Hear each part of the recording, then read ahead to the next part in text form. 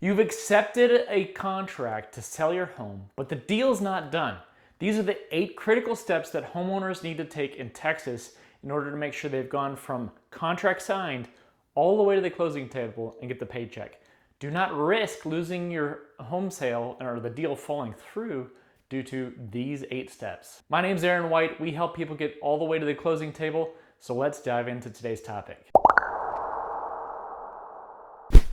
Step 1 is relatively simple. It's simply just maintain your house in the form that it was inspected in, right? So if there's dings that happen during moving, if a storm comes through, HVAC breaks, something doesn't work right, make sure you have those repaired prior to closing. Keep an eye on things. It's not very common, but keep an eye on things and keep it in the shape and the condition that was done. The buyer will walk through right before you close, and you want to make sure the house is in good condition still. Step 2, this is the seller's least favorite person in the entire transaction. It's the inspector. We do need to cooperate with the inspector, allow them access. In the Texas contract, it states that you as a seller will allow access to the property and allow them to inspect it. So make sure we're granting that access. Understand that that person is literally being paid to find problems. They're going to find something and they're going to come back. We'll handle those as they come across the way. Step number 3, if you as a seller did agree to having any repairs completed, then you need to make sure that those repairs are completed before the closing. Make sure that you're keeping any receipts from work that was done, and make sure that any work is done by a good contractor that is going to complete things according to code, especially if there's code required, things like plumbing, electrical, so on and so forth, right? So keeping those documented, having pictures taken, sending those to your agent that is helping you list the property, and communicating receipts and pictures will also help keep that relationship going with the buyer all the way to the close to keep things on a positive note. Step number 4 is make sure that we fill out the seller's disclosure. The number 1 reason that sellers get sued for after a sale is done is by not completing the seller's disclosure properly or not completing it at all. As a seller, you might be seeing this as just busy work. There's a lot of paperwork to fill out as a seller. This one takes the most time as a seller. Or you might see it as not necessary because they're gonna have an inspector come through anyways, but that's not the case. Story time. There's a seller. The seller goes and sees that their foundation is having issues. They have a contractor come out and give them a quote. They got an estimate for several $1,000s to repair the foundation of their home. They then decide it's better not to go fix it. Let's just sell it and move on. They sell it and they don't disclose that there's issues with the foundation. The buyer later discovers those issues with the foundation. They didn't see it at the time of closing, and they call out a contractor to have that estimate done. It just so happens to be the same contractor that had given them an estimate before. And the contractor said, "Oh, here's your estimate. I already did the work on this." And the buyer now, seeing that the seller knew that there was issues on this, but in the seller's disclosure said that there was no known issues of foundation settling in there, ends up suing that seller, right? So the point of a seller's disclosure is to ensure that the seller is protected from future lawsuits or litigations that may occur. It's really critical that we fill out that disclosure honestly and truthfully to the best of our knowledge in order to protect the seller from future litigations that may come across the way. It's actually also a legal requirement in Texas because in the Texas contract, it'll specify that oftentimes the seller needs to complete the seller's disclosure. So if it's in your contract that you have to fill this out, make sure you fill it out, make sure you fill it out honestly. But I'm gonna give you the secret inside pro tip to filling out the seller's disclosure. The timing of which you fill the seller's disclosure out is also really helpful. If you can fill the seller's disclosure out prior to accepting an offer, then those conditions of your home that you're disclosing are conditions that the buyer most likely accepts as is. So if they don't identify those issues as issues that need to be repaired, but only after the inspection they identify those issues as repaired, you can remind the buyer, "Hey, you already accepted these conditions as is. Are you telling me that this now changed?" This gives you better negotiation to have that done ahead of time. Step number 4 is to cooperate with your appraisal contingency if that is written in your contract. Do not let clutter cost you thousands of dollars on the sale of your property. Story time coming in just a second. Keep in mind that an appraiser is there to secure the interests of a bank. And an appraiser you might think is extremely mathematical, extremely rigorous. They're not looking at the cleanliness of a house, so on and so forth.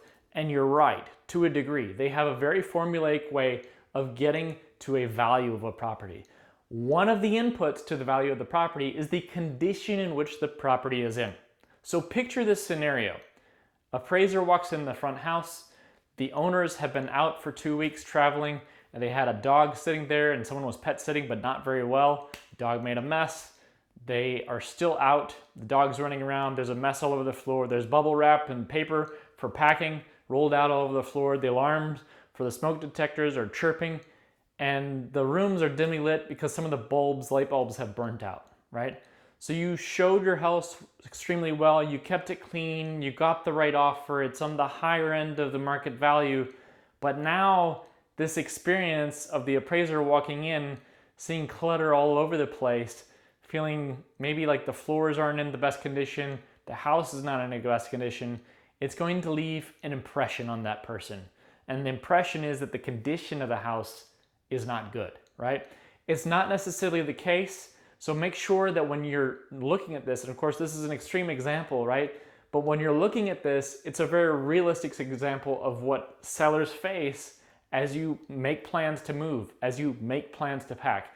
So when you approach the appraisal time, treat it as if it was a prospective buyer coming in the house. Make sure your countertops are cleared out from clutter, your toaster's tucked away. All of the steps in our listing packet are to be followed really in terms of presenting your house and giving it the best view and the best light for that appraiser. We want to have a good, clean impression. Also make sure that your realtor has a list of all of the latest upgrades and things that you did to the house that may provide extra value in that appraiser's lights. We're gonna make sure we have that bundled up with a report of our own to get that best value, and we don't have any setbacks or renegotiations on home value because the lender is not gonna lend a certain amount on that property. Step number 5 is to make sure that you're responding to any requests from the title company or escrow as they come across the line.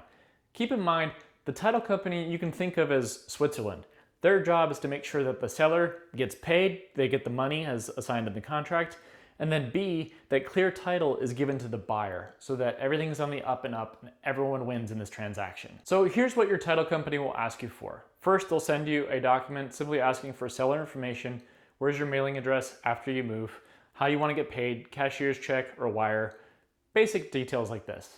As they go through the process of checking clear title, they'll look for liens. If you had a lien at one time on your property and you've now paid that off, they'll ask for the receipt for that. They may ask you for other documents, for example, showing relationships. Let's just say a child's birth certificate or a marriage certificate if that is involved in that transaction for some reason or another, and get that title ultimately clear.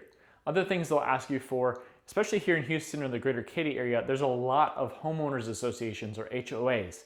So they'll ask typically the seller to provide those documents, and to do that, most HOAs in Houston will actually require the seller to cough up a few $100s before closing in order to get those documents processed and across the line. So do be expecting them to reach out to you. They will provide the link, they will provide all the information that's needed, who to contact and how to do that. But that's a very common request here in Houston for the seller to have to pay a few $100s to get that ball rolling. And the last piece is the survey. If you have an existing survey and nothing changed on your property in terms of the impacting the footprint of your home on the land or pool, etc., right? Then we should be able to use that survey as long as the buyer's lender accepts it. If the buyer's lender accepts it, the title company will ask you to send in that survey. If for some reason something did change or you don't have the survey from when you did purchase the property, then we would need to order a new survey. Just be expecting somebody to be roaming around the outside of your house, in your yard, and taking that survey before you close. Step number 7 is to vacate the property. You need to be fully moved out of the property prior to closing. That is, unless you have a lease back in the contract and it's written out that you can stay for a provided number of days. Don't forget to clean the house. Maybe have it professionally cleaned just so the buyer, when they come through on the final walkthrough, which you also need to provide access to, they don't have any concerns about maybe some issue with the house as well. Moving gets messy. It's hard to see the floors properly. They might see a scratch and it's a hair, right? We don't want little things coming up on the closing day that cause a buyer to panic or to feel concerned. So have that house cleaned, be fully moved out. Make sure you plan your mail to be forwarded. You can go to USPS and actually have that mail forwarded to your new address automatically. That way you don't miss your bills, so on and so forth. Super handy feature. And last, just make sure you have all of your keys and garage door openers ready to take either to the title company or to leave in the house. Work through with your realtor and coordinating how that's going to be done and how you're going to get that to the end buyer. Step number 8 is to prepare for closing day. The number one thing you need to make sure you have is a valid government ID so that you can go close on the house. If you show up with a driver's license that's expired, well, the notary can't use the documents you've provided. So make sure you have one with a valid date. If you don't have that now, get that ball rolling today and make sure that it's up to date. Review the closing disclosure prior to closing. Make sure you understand the balance of credits and debits and how you're getting paid, and make sure it makes sense to you. Ask your realtor if you have any questions. And the last 2 steps here in step 8 is you go in, you close, you sign, and you wait for the deal to be funded. And then last of all, make sure that you plan your utility shutoff after it's funded. It can sometimes take a day or 2 for it to fund, so let that clear. Make sure that the ownership has been transferred to the new buyer, and then plan the utility shutoff so that you're not paying for somebody else's utilities. That's it, guys. You can follow these steps. We will be working with you along the way, every step of the way, to make sure that you get to closing and success, and we'll see you at the closing table.